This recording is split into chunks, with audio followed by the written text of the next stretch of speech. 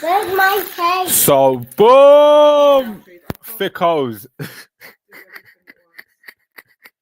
Well, listen, I've got you someone. We got young Frankie coming in.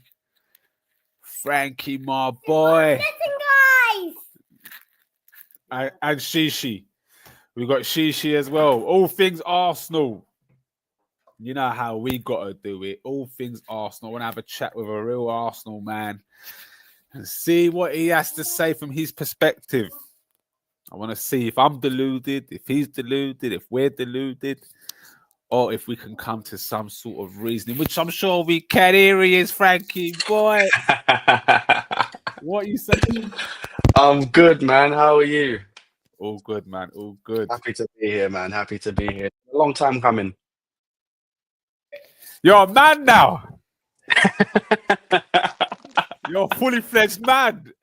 I know it's been a crazy change, man. There's been a lot going on. Obviously, I've moved into my own place now with my girlfriend. Obviously, the baby's on the way. You know, more facial hair than there was previously. It's all good. Let me see the hairline. What's the hairline saying? You ain't got one of these yet, have you? No, we're not quite. It's a bit dodgy there, but you know, we're still sticking in there for now. Hold on. You're gonna be like me and Joaquin soon. It's gonna be nice. I see you wearing the goalkeeper top. I like that. Oh, do you know what? This is beautiful. Normally, Adidas take all my money, but until we sign a striker, I've limited how many shirts I'm buying until we start signing some players. I need to get that one. You're the third You know person I've seen wear it. Unreal. Do you know what? I like both goalkeeper kits this year as well. But you know what? It's simple, black tracksuit bottoms, superstars. You know, nice little outfit that we can put together with this one. That's what we need, isn't it? Are you not buying that new jacket then? That new duffel jacket thing? Oh, what, the NPC jacket? Yeah, well, you're not buying the NPC thing. You're not buying it now. What, to secure the EZAC fund? That's what it's for. That's literally what it's for. Well, let's buy some more then. Come on. give me 10. I don't care. I want EZAC. We need EZAC. He ain't coming though. You know he ain't coming though, is he? He ain't coming. Do you know what it is?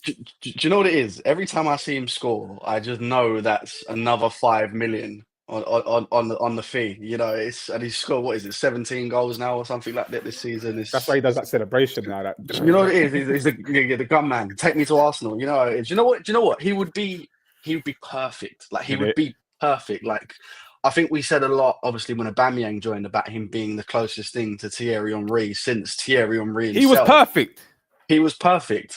But then there's EZAC, who's probably more Thierry Henry than potentially Aubameyang was. And do you know what? Better on the ball than Aubameyang. 100%. This is what I'm saying. So he's got it all. He's got the pace. He's got the finishing. He's got the aerial ability, which Thierry Henry, even lacked at times with the aerial ability. He's got the finishing. He's got the technical ability. He would be perfect, but it's just not going to happen. And I think I need to come to terms with that. It's just not going to happen, is it? Yeah, but why didn't we buy him before he went? Do you know what it is? Do you know what it is? I think Mikel Arteta's next phase is to just create 2019-20 Real Sociedad, and I think he's like the missing piece. We've got Marino, we've got Ødegaard. Might have Zubi, innit? Yeah, we might have Zubimendi. So that's the phase 5 of Mikel Arteta is just recreating that Real Sociedad team from 2019. That will be phase 6, Frankie. That will be phase 6. This is crazy right now. You're Arteta man though, ain't you? Yeah, I've seen you on AFTV say positive stuff only. Do you know what it is? What it is with me, right, is obviously football is a hobby. Obviously, it's a hobby for me. Obviously, it's a lifestyle as well. But I don't want to... The reason I'm so positive is because I don't think you should go into something that you're supposed to enjoy with any sort of negative mindset. And obviously, whilst we've been missing trophies for a while, it's not all bad. It could be worse. We could be Manchester United fans. That's what you've got to remember. It could be worse. That's the way I look at it. We're second in the league. Yes, it's been disappointing what we've seen in the FA Cup. We've got through to the knockout stages of the Champions League. We're not out of the title race yet, in my opinion. Obviously, it's hard. It's going to be hard to be a challenge to get above Liverpool, but look what happened to us last couple of seasons. We've been quite high up and we didn't get it done. And if Liverpool start to drop off, which I think they will, who's behind them? It better be us. It better be us. It looks like it is. Look, Nottingham Forest are starting to drop off. Manchester City are starting to look like Manchester United now as well. So, We've got them next, Frankie. Yeah, I know. Yeah, this is so. Yeah, hopefully no one's clipped that. So yeah, don't clip it. I won't clip it. No worries, stay for me. Oh, God. All I know is we definitely 100% need that striker because yesterday you saw Kai Havertz, killer Kai Havertz. Those misses, yeah, criminal, man. That's criminal.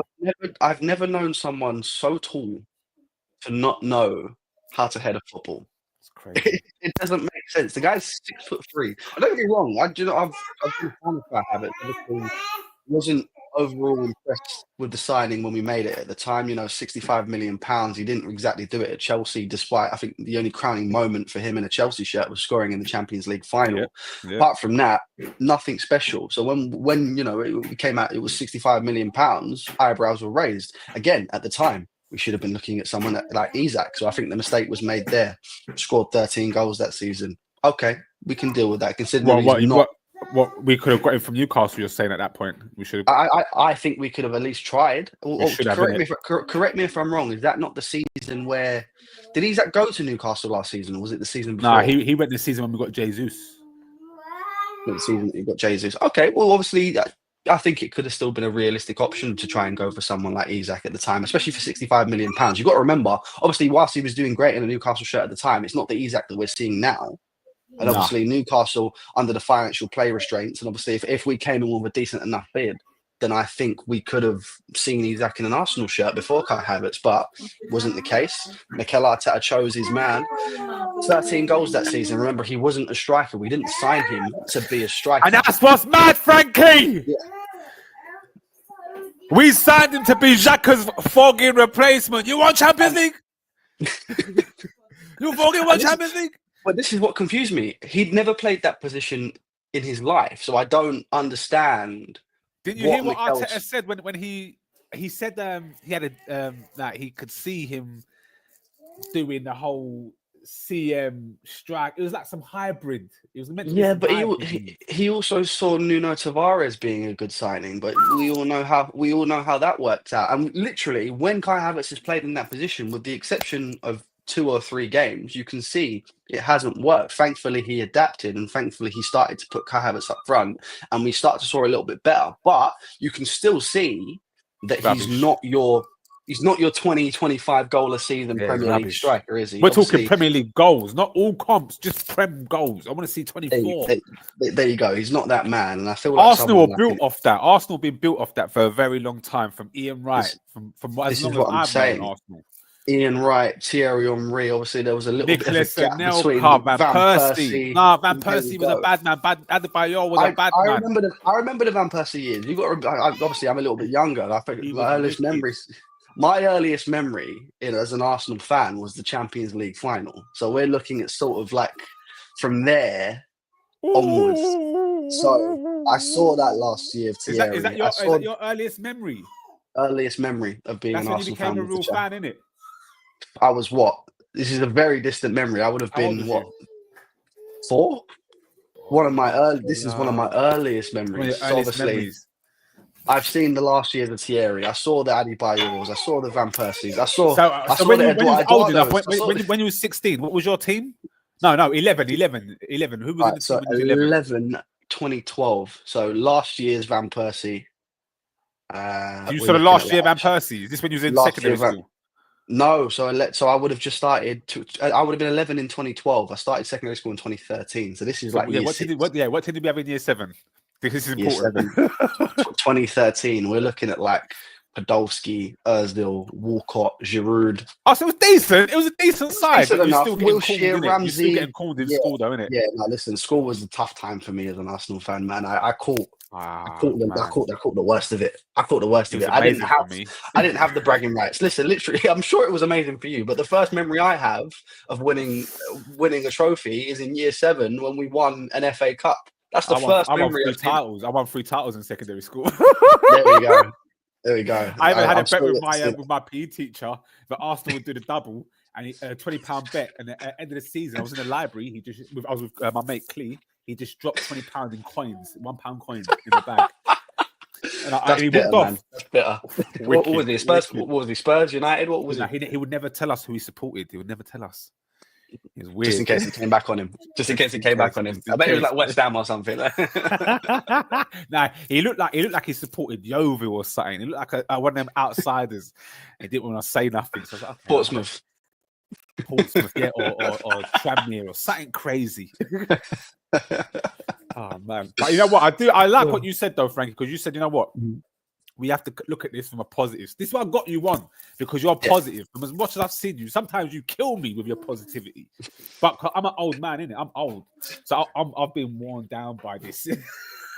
You came into it with Podolski, so it's a different story. So you've heard the stories of us being great.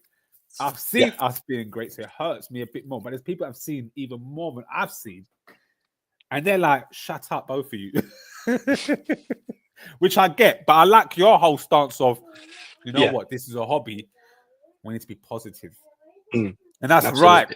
Well, why are we crying for, really? What am I crying about? Why am I letting this upset me for? The way I look at it, we've certainly been in worse positions. Look, you've seen the compilations of lockdown Arsenal. You remember the times. We were both doing cheeky sport at the time. You remember those days. That was a bad day. That was on the slide. That was AFTV at its pomp. Arsene Wenger out at WWE. Yeah. You know what I mean? Like, although we wasn't finishing 8th, but the hysteria around the club was, I couldn't take it. Imagine being in school then. Imagine being in school at that point. I just missed it. I left school in 2018. There you go. So like 2019, 2020, I was lucky. I wasn't in school at that time because I would have held it. That's when you become a presenter, an influencer. 100%. There you go. That's what I'm saying. But look, that's my point. Like, that was 2 8th place finishes in a row. Oof. Like, we've definitely been in the trench. That's the trenches for me. That's the lowest of the low. So considering, yes, there's still hold on. Was that lower than Unai? No, so the first season we finished 8th was when Unai got sacked. Yeah, he just left. But in terms of around the club and where you could see the team going, was that the lowest point for you? I think so. Did you see something with Unai? Do you think if Unai was still here, do you think he would have done? Do you think he would have won the league basically? Do you know what it is? I think with Unai Emery, it was right manager, wrong time. Obviously, there was still a lot of negativity around the club at the time, at the fan level, at the board level.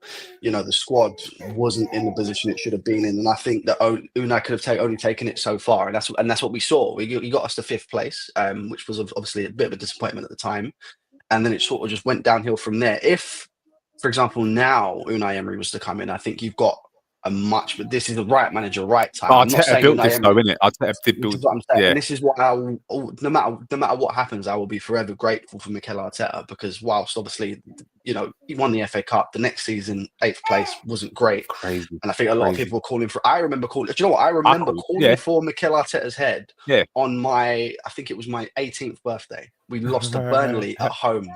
We lost to Burnley at home. Mad. My 18th birthday, and I remember calling Arteta out then, and just sort of everything from that point onwards has just kind of gone upwards. And I feel like we're just a little bit of a, you know, we've just stalled a little bit. We've just sort of this season we have. Yeah, exactly. We haven't progressed at all from last season, but the way I see it. But at the same time, I don't think that we've regressed. So I don't think we're in a bad position at all. I think we've gone sideways this season. Sideways football. Later years, yeah. Oh, you know what? Oh man, I don't even say these things out loud. Obviously now it's too late because you caught me slipping. But yeah, man, those last years, the sideways football killed me. It's like we run out of ideas. So that's the Arsenal that I think we're not going upwards, we're not going downwards. We're just sort of. Be honest with me though. In the summer, because me included, in the summer, I thought we had the best window, even though I slightly knew that we needed a striker, but I thought we'd get away with it. But in the summer, I was saying Calafiori will strengthen from strength in the defense, and now we brought in this Mikel Merino, who I thought I don't know what I was seeing, but he looked mustard. He looked absolutely. He just had a great Euros with Spain. Like we saw a great midfielder in Mikel Merino, and do you know what? Just on that transfer window, I was at the time I was quite happy with the transfer window. Obviously, was Calafiori was being.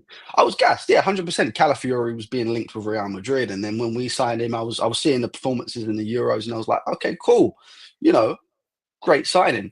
I saw Mikel Merino come through the door. Just won the Euros with Spain. Was one of the midfielders of the tournament. Okay, Fantastic. we mean business. And then out of nowhere, everything stopped.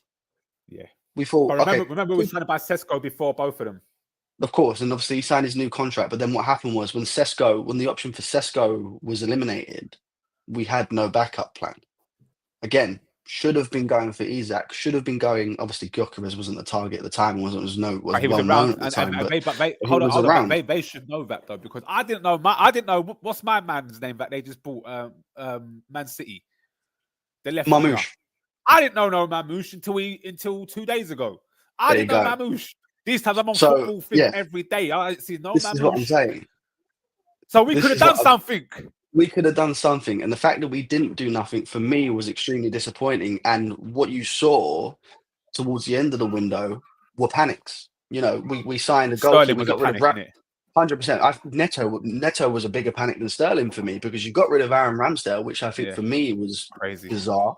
Yeah. You sign a backup keeper, and you sign a backup keeper that's cup tied. Where are you supposed to play your backup keeper? That for me was absolutely a panic. And I think Sterling was as well, because I'd imagine we were trying to get other targets. And Sterling, for me, I was quite happy at the time with the signing. Obviously, you know, there wasn't any transfer fee involved. We wasn't committed to signing him on a permanent basis if it wasn't going to plan. He's our most decorated player. Which is what we're seeing. He's our most decorated player at the time. I don't think it was a bad signing. But what the problem is with Raheem Sterling is I think that 30 years old has hit him like a brick wall. I don't know what's happened to Raheem Sterling, because it's not the Sterling that I was watching in 2014 when he was 18-year-old and just ripping everyone. It's a shadow of Raheem Sterling. I do like what he does on the ball though for us when he actually has the ball in tight spaces. That's something we haven't got really. I do like that, but he doesn't get enough time to shine. This is what I'm saying. We've seen Raheem Sterling less than 5 years ago competing with the likes of Ronaldo and Messi for output, goals and assists. Yeah. That's what Raheem Sterling lacking at the moment. And to be fair, it's not just him; it's Arsenal as a whole. But you know, when you sign a player like Raheem Sterling, you expect goals, you expect assists, and we've only seen that from Raheem Sterling against Bolton and Preston. I think this Raheem Sterling though needs carrying rather than him carrying the team. Do you know what I mean? He needs to be around all the best ballers, but then he won't make the team with the best ballers. I get what you're saying, but that's not what Arsenal need. You know, you need someone that's going to carry that attack. But that's why I was panicking. That's why I was going to carry that attack. This is what I'm saying, 100%. So it's at the time I was happy with the window. Yeah, and then obviously you've got departures. Like for me, obviously we've got a very thin squad at the moment. Some of it's finished. 22 men is the smallest squad. 22-man squad, and then you look at situations like selling Smith Rowe and loaning Vieira. How we didn't manage to keep one, for me, was bizarre, because thankfully Wanyeri's come through, and we've got someone with a little bit of creativity in that midfield, and he's absolutely unreal. He's so young, 100%, and you can't put all that pressure on a 17-year-old. And that worked with Saka, but that is not always going to be the case. So if Ødegaard was to go out, we still needed a Smith Rowe, we still needed a Fabio Vieira at the time. And for me, to get rid of both of them was a bizarre one. And the same thing, obviously, for me with Reece Nelson, because if Saka goes out, we're seeing it.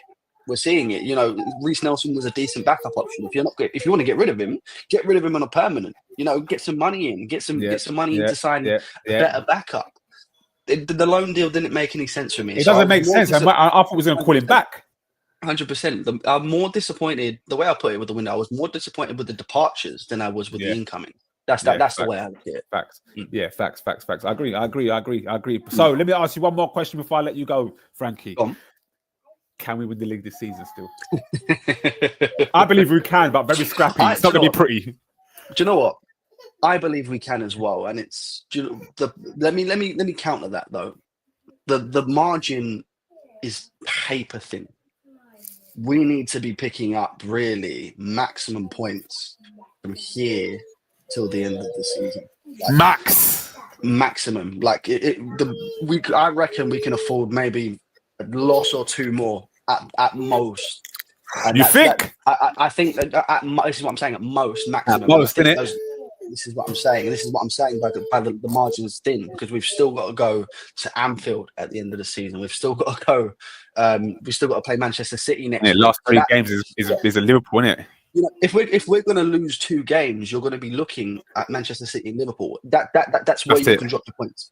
Nowhere else. No, we can't even drop points. Liverpool. We actually need to beat Liverpool. This is what I'm saying. We need to, but if you're going to drop points, if you look at the calendar, if you look at the games that you're going to drop points, that's the games. Every other game, maximum points, and that's the only way we're going to win this league. And on top of that, you know, we've seen, like I said, we've seen it for the past 2 seasons. You know, Liverpool for me have been fantastic. I think Arne Slot's done a fantastic job, and they've been unreal this season. But what I think you'll start to see is I think you'll start to see a little bit of a drop off from Liverpool, and I think we're starting to see the beginning of that a little bit now. They've been a bit shaky in their last few games, obviously.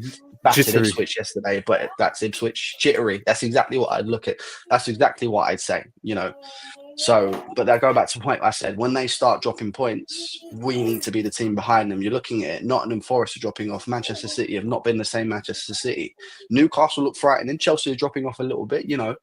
There's teams are hemorrhaging points behind us. So we need to capitalize on that and start to put some points on the board, maximum points from here until the end of the season. And I don't see why we can't win it. That's why yesterday was a madness. An absolute madness, and we got the 3 points in the end, and we needed that. You know, that was. Don't even get me started. Don't even get me started on yesterday. That referee. We're lucky we won, basically, because if we'd lost, it would have been a right shite storm, and that would have been the topic forever. But Frankie, go on. What are you gonna say? Have you seen the stats on the referee? Oliver's. Have you seen the stats? Oliver's stats on Arsenal. He's sent off more Arsenal players in his career than any other team. He was the referee that was responsible for Declan Rice's sending off at the start of the season. He was Mark Oliver. He was the referee that sent off Gabriel Martinelli for the 2 yellow cards last year. Yeah. Something interesting. And obviously, with the Miles Lewis Skelly one. Oh, the Martinelli one within 2 seconds. That this said, Michael Oliver, and with the Miles Lewis Skelly one yesterday, I think it's now a 2-game ban for a straight red. Misses the Manchester City. 2 or 3, something like that. Yeah. Misses the Manchester City game, and conveniently enough, misses the Newcastle game, which is his team. Michael Oliver has been pictured in a Newcastle shirt. A little bit. That's interesting. I'll leave it at that. Gotcha. Frankie, thank you for coming on, though, bro. No problem, I'm gonna get you again, broski. I'm gonna get you 100%. again. But thank you, Frankie. Love. Have a good day. Take care.